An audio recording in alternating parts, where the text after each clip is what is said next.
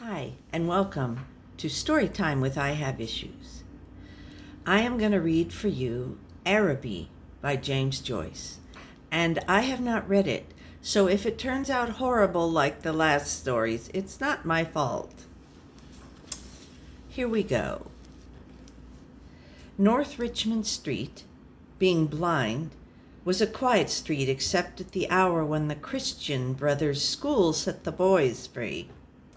An uninhabited house of 2 stories stood at the blind end, detached from its neighbors in a square ground. The other houses of the street, conscious of decent lives within them, gazed at one another with brown imperturbable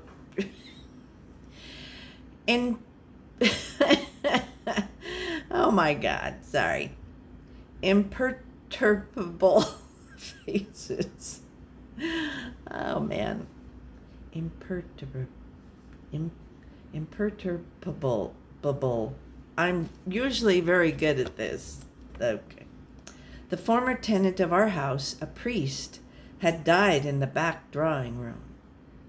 Air, musty from having been long exposed, hung in all the rooms, and the waste room behind the kitchen was littered with old useless papers. Among these I found a few paper-covered books, the pages of which were curled and damp. The Abbot, by Walter Scott, The Devout Communicant, and the Memoirs of Vidocq. I liked the last best because its leaves were yellow. The wild garden behind the house contained a central apple tree and a few straggling bushes, under one of which I found the late tenant's rusty bicycle pump. He had been a very charitable priest. In his will, he had left all his money to institutions and the furniture of his house to his sister. When the short days of winter came, dusk fell before we had well eaten our dinners. When the short days of winter came, dusk fell before we had well eaten our dinners. When we met in the street, the houses had grown somber. The space of sky above us was the color of ever-changing violet, and towards it the lamps of the street lifted their feeble lanterns. The cold air stung us, and we played till our bodies glowed. Our shouts echoed in the silent street. The career of our play brought us through the dark, muddy lanes behind the houses, where we ran the gauntlet of the rough tribes from the cottages, to the back doors of the dark, dripping gardens, where odors arose from the ash pits, to the dark, odorous stables, where a coachman smoothed and combed the horse, or shook music from the buckled harness. When we returned to the street light from the kitchen windows had filled the areas. When we returned to the street light from the kitchen, windows had filled the areas. If my uncle was seen turning the corner, we hid in the shadow until we had seen him safely housed. Or if Mangan's sister came out on the doorstep to call her brother into his tea, we watched her from our shadow peer up and down the street. We waited to see whether she would remain or go in, and if she remained, we left our shadow and walked up to Mangan's steps resignedly. She was waiting for us, her figure defined by the light from the half-open door. Her brother always teased her before he obeyed and stood by the railings looking at her. Her dress swung as she moved her body, and the soft rope of her hair tossed from side to side. Every morning I lay on the floor in the front parlor watching her door. The blind was pulled down to within an inch of the sash so that I could not be seen. When she came out on the doorstep, my heart leaped. I ran to the hall, seized my books, and followed her. I kept her brown figure always in my eye, and when we came near the point at which our ways diverged, I quickened my pace and passed her. This happened morning after morning. I had never spoken to her, except for a few casual words, and yet her name was like a summons to all my foolish blood. Her image accompanied me even in places the most hostile to romance. On Saturday evenings, when my aunt went marketing, I had to go to carry some of the parcels. We walked through the flaring streets, jostled by drunken men and bargaining women. Amid the curses of laborers, the shrill litanies of shop boys who stood on guard by the barrels of pigs' cheeks, the nasal chanting of street singers who sang a Come All You about O'Donovan Rosa, or a ballad about the troubles in our native land.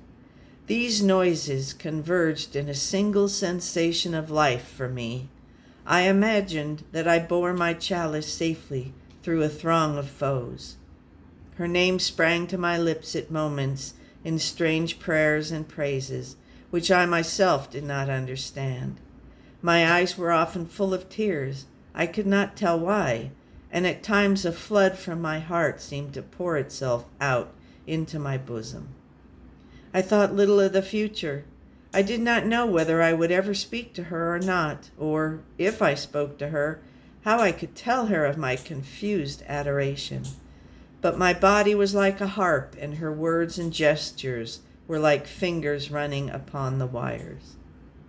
One evening I went into the back drawing room in which the priest had died. It was a dark, rainy evening, and there was no sound in the house. Through one of the broken panes I heard the rain impinge upon the earth, the fine, incessant needles of water playing in the sodden beds. Some distant lamp or lighted window gleamed below me. I was thankful that I could see so little. All my senses seemed to desire to veil themselves, and feeling that I was about to slip from them, I pressed the palms of my hands together until they trembled, murmuring, "O love," many times. At last she spoke to me. When she addressed the first words to me, I was so confused that I did not know what to answer. She asked me, was I going to Araby? I forgot whether I answered yes or no. It would be a splendid bazaar, she said. She would love to go. And why can't you? I asked. While she spoke, she turned a silver bracelet round and round her wrist.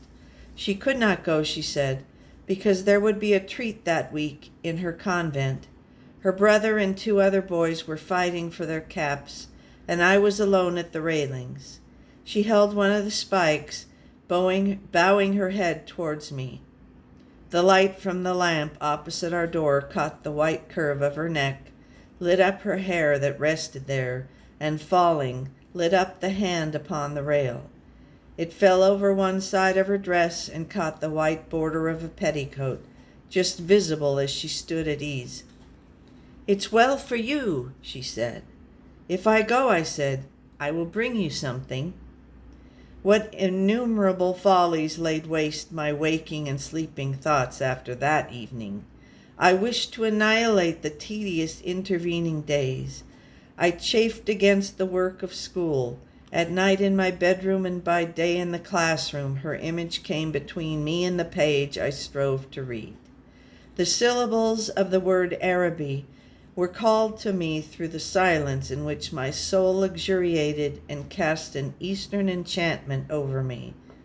I asked for leave to go to the bazaar on Saturday night. My aunt was surprised and hoped it was not some Freemason affair. I answered few questions in class. I watched my master's face pass from amiability to sternness. He hoped I was not beginning to idle. I could not call my wandering thoughts together.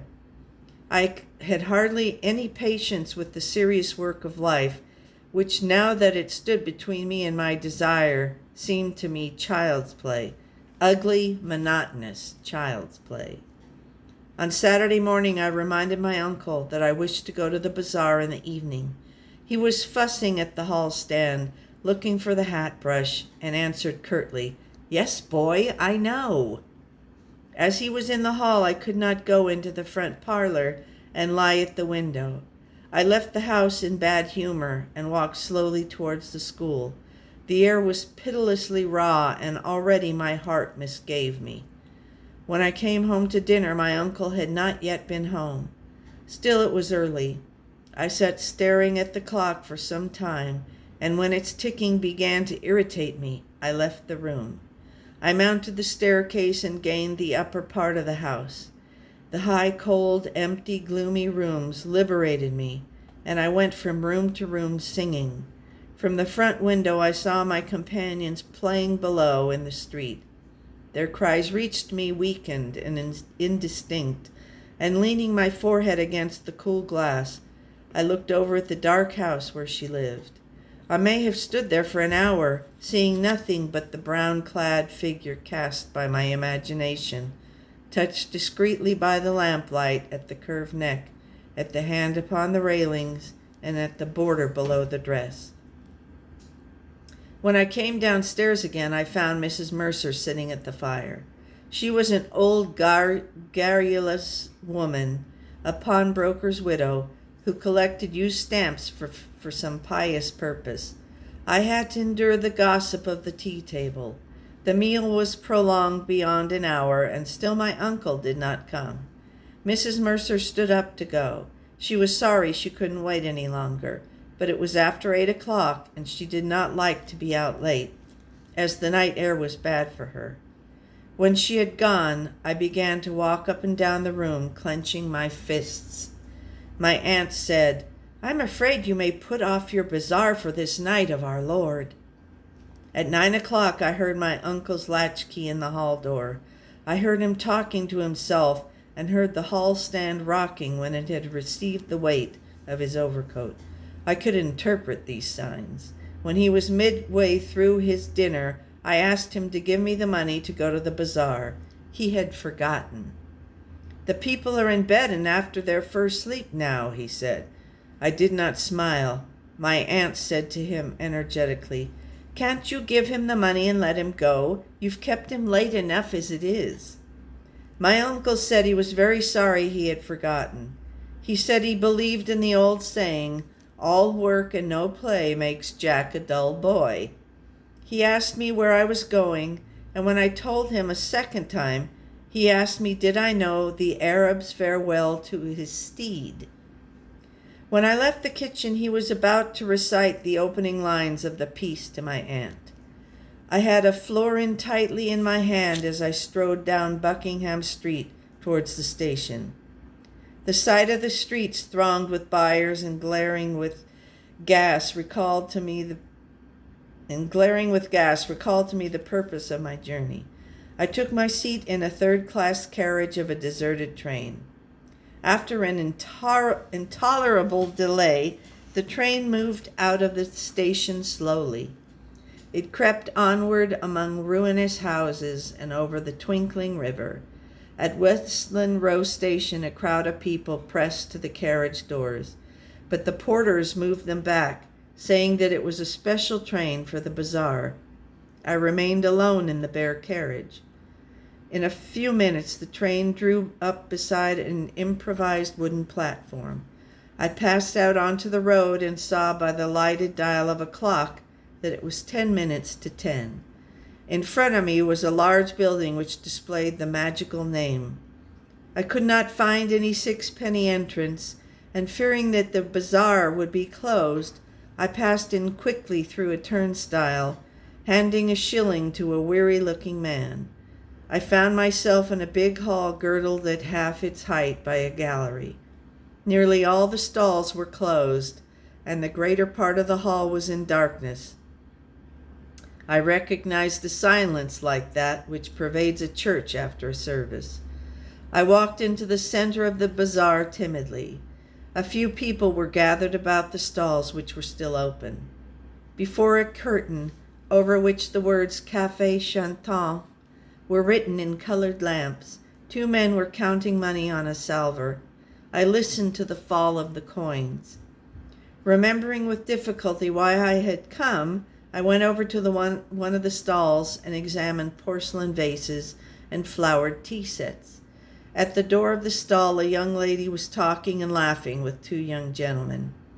I remarked their English accents and listened vaguely to their conversation. "Oh, I never said such a thing." "Oh, but you did. Oh, but I didn't. Didn't she say that? Yes, I heard her. Oh, there's a fib. Observing me, the young lady came over and asked me did I wish to buy anything. The tone of her voice was not encouraging. She seemed to have spoken to me out of a sense of duty. I looked humbly at the great jars that stood like Eastern guards at either side of the dark entrance to the stall and murmured, "No, thank you." The young lady changed the position of one of the vases and went back to the two young men. They began to talk of the same subject. Once or twice the young lady glanced at me over her shoulder. I lingered before her stall, though I knew my stay was useless, to make my interest in her wares seem the more real. Then I turned away slowly and walked down the middle of the bazaar. I allowed the 2 pennies to fall against the 6 pence in my pocket. I heard a voice call from one end of the gallery that the light was out. The upper part of the hall was now completely dark. Gazing up into the darkness, I saw myself as a creature driven and derided by vanity, and my eyes burned with anguish and anger. The end. I told you, these stories are so depressing. I'm going to have to watch a whole bunch of Jerry Lewis movies or something, because it just messes with my soul, and there's nothing I can do about it. So, because I don't know what the stories are about. So it's fun in a way, but then it's not fun at all. See you next time.